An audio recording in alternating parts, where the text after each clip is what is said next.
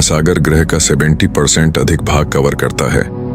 यह हमारा जीवन स्रोत है जो मानवता और पृथ्वी पर हर जीव के लिए भरण पोषण का काम करता है। महासागर ग्रह की कम से कम 50% ऑक्सीजन का प्रोड्यूस करता है। यह पृथ्वी की अधिकांश जैव विविधता का घर है और दुनिया भर के 1 अरब से अधिक लोगों के लिए प्रोटीन का मुख्य स्रोत है। मेंशन करने की आवश्यकता नहीं है, फिर भी महासागर हमारी अर्थव्यवस्था की कुंजी है और अनुमान है कि 2030 तक महासागर से रिलेटेड उद्योगों में 40 मिलियन लोगों को रोजगार मिलेगा। इसके तमाम फायदों के बावजूद महासागर को अब सहारे की जरूरत है। 90% बड़ी मछलियों की आबादी लगभग खत्म होने और 50% प्रवाल भित्तियों यानी कोरल रीफ्स के नष्ट हो जाने से हम समुद्र से उसकी पूर्ति से कहीं अधिक ले रहे हैं। हमें समुद्र के साथ एक नया संतुलन बनाने के लिए मिलकर काम करने की जरूरत है, जो अब इसकी प्रचुरता को कम नहीं करेगा बल्कि इसकी जीवंतता को रिस्टोर करेगा और इसमें नया जीवन लाएगा।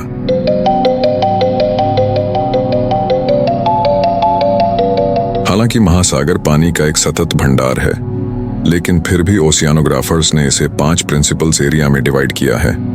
फर्स्ट इज पैसिफिक ओशियन, जो ओशियन का सबसे बड़ा भाग है।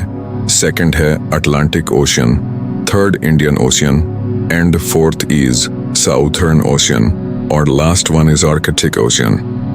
अटलांटिक, इंडियन ओशियन और पैसिफिक ओशियन अंटार्कटिका के आसपास बर्फीले पानी में विलीन हो जाते हैं।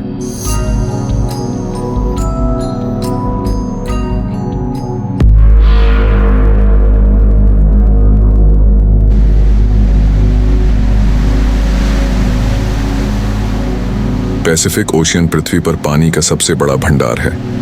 साउथर्न ओशियन एशिया, ऑस्ट्रेलिया और वेस्टर्न हेमिस्फीयर के भूभाग के बीच स्थित। पैसिफिक ओशियन में दुनिया के दूसरे सबसे बड़े जल भंडार अटलांटिक ओशियन की तुलना में लगभग 2 गुना पानी है। पैसिफिक ओशियन कितना विशाल है इसका अंदाजा लगाने के लिए आप पृथ्वी के सभी भूभागों को एक साथ रखें और दूसरी तरफ उसमें पैसिफिक ओशियन रखेंगे तो पैसिफिक ओशियन अभी भी बड़ा होगा। सबसे बड़ा जल निकाय होने के अलावा पैसिफिक ओशियन मौजूदा बेसिनों में सबसे पुराना भी है। पैसिफिक नाम शांतिप्रिय या शांतिपूर्ण का एक रूप है। इसका नाम खोजकर्ता फर्डिनेंड मैगलन ने 1520 में रखा था। नाम के बावजूद प्रशांत महासागर गतिविधियों से भरपूर एक विशाल जलराशि है, लेकिन औद्योगिक मछली पकड़ने, गहरे समुद्र में खनन और जीवाश्म ईंधन जलाने जैसी मानवीय गतिविधियां पहले से ही इसे महत्वपूर्ण तरीकों से बदल रही हैं। संयुक्त राज्य भूवैज्ञानिक सर्वेक्षण के अनुसार पैसिफिक बेसिन के पास रिंग ऑफ फायर के रूप में जाना जाने वाला क्षेत्र, जहां दुनिया के लगभग 81% सबसे बड़े भूकंप आते हैं। पानी का विशाल भंडार पृथ्वी पर सबसे अनोखे जीवन रूपों में से कुछ का घर है और इसमें मानव जाति के लिए झात सबसे गहरी पहुंच शामिल है। समुद्र का अधिकांश भाग अभी भी खोजे जाने की प्रतीक्षा में है।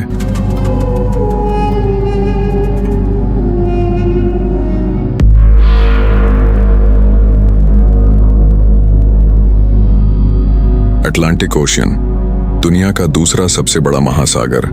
अटलांटिक महासागर पृथ्वी की सतह का लगभग 21% हिस्सा कवर करता है। इंटरनेशनल जियोलॉजी रिव्यू के अनुसार उत्तर और दक्षिण अमेरिका को यूरोप और अफ्रीका से अलग करने वाला अटलांटिक महासागर दुनिया के वर्तमान महासागरों में सबसे नया है, जिसका निर्माण जुरासिक काल में लगभग 200 मिलियन से 150 मिलियन वर्ष पहले हुआ था। बरमूडा ट्रायंगल अटलांटिक महासागर के उत्तरी क्षेत्र में स्थित है, जिसके 3 बिंदु मियामी, बरमूडा और प्यूर्टो रिको से मिलकर बनता है। अमेरिकी नौसेना के अनुसार डेविल्स ट्रायंगल के रूप में भी जाना जाता है। बरमूडा ट्रायंगल को पिछली शताब्दी में 50 से अधिक जहाजों और 20 हवाई जहाजों के रहस्यमय ढंग से गायब होने के लिए जिम्मेदार माना जाता है। यूनानी दार्शनिक प्लेटो ने अटलांटिक महासागर के मध्य में स्थित अटलांटिस नामक एक मिथिकल द्वीप के बारे में लिखा था, जिस पर एक शक्तिशाली साम्राज्य रहता था, जिसे समुद्र के देवता पोसीडॉन ने बनाया था।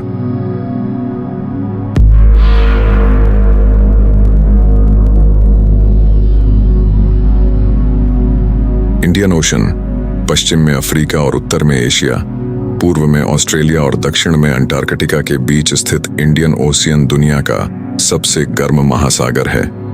इंडियन ओशियन के खारे पानी के विशाल भंडार में छोटे छोटे द्वीप शामिल हैं जो इसके महाद्वीपीय किनारों पर स्थित हैं, और इसमें दुनिया का चौथा सबसे बड़ा द्वीप मेडागास्कर भी शामिल है।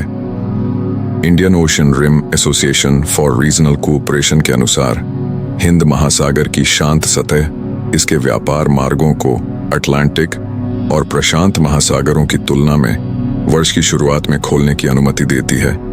हिंद महासागर के कई राज्य रेशम, चावल और चीनी जैसे कच्चे माल का निर्यात करते हैं। IURARC अपेक्षाकृत शांत होने के बावजूद हिंद महासागर इतिहास की सबसे विनाशकारी सुनामी का स्थल था। 26 दिसंबर 2004 को पानी के नीचे आए भूकंप ने गोलियत लहरें पैदा की जो हिंद महासागर के आसपास के देशों से टकराईं, जिसके परिणाम स्वरूप लगभग 0.226 मिलियन से अधिक लोगों की मौत हो गई और 1 मिलियन से अधिक लोग बेघर हो गए। साउथर्न ओशियन अंटार्कटिक महासागर के रूप में भी जाना जाता है। दक्षिणी महासागर पश्चिम से पूर्व की ओर बहते हुए अंटार्कटिका को पूरी तरह से घेर लेता है। दक्षिणी महासागर कई प्रजातियों का घर है जो विलुप्त होने के करीब हैं, जिनमें अल्बाट्रॉस भी शामिल है, एक बड़ा समुद्री पक्षी जिसके बारे में प्राचीन लोक कथाओं में माना जाता है कि वह मृत नाविकों की आत्माओं को ले जाता है, क्योंकि शिकार और मछली पकड़ने ने अंटार्कटिक महासागर के नाजुक इकोसिस्टम पर नकारात्मक प्रभाव डाला है। अंतर्राष्ट्रीय व्हेलिंग आयोग ने समुद्र में लगभग 50 मिलियन वर्ग किलोमीटर में फैले क्षेत्र को दक्षिणी महासागर व्हेल अभयारण्य के रूप में नामित किया है।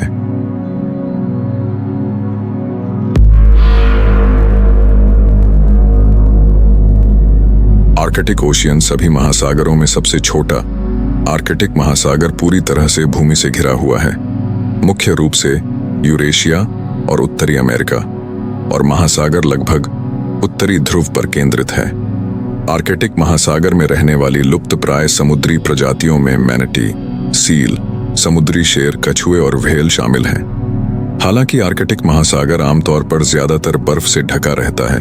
उपग्रह माप से पता चला है कि आर्कटिक में ग्रीष्मकालीन समुद्री बर्फ की मोटाई और सीमा दोनों में पिछले 30 वर्षों में ड्रामेटिक गिरावट देखी गई है। वैज्ञानिकों ने नोट किया है कि यह परिवर्तन ग्लोबल वार्मिंग के परिणाम स्वरूप आर्कटिक के तापमान में वृद्धि के अनुरूप है। 1979 में उपग्रह माप शुरू होने के बाद से 2009 में आर्कटिक समुद्री बर्फ का विस्तार अपने तीसरे सबसे निचले स्तर पर पहुंच गया।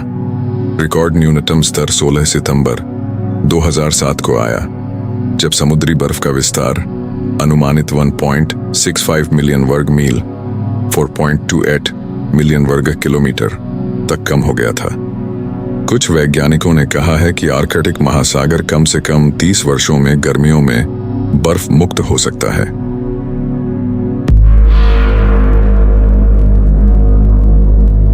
यहाँ इस महान महासागर की कुछ प्रमुख विशेषताओं के साथ साथ इसे प्रभावित करने वाले कुछ इश्यूज भी हैं, जैसे birthing hurricanes, second is the ring of fire, third ocean acidification and the blob, fourth है great Pacific garbage patch and fifth overfishing, और लास्ट है the Mariana Trench. Mariana Trench के बारे में और अधिक जानना चाहते हैं तो आप इस वीडियो को देख सकते हैं।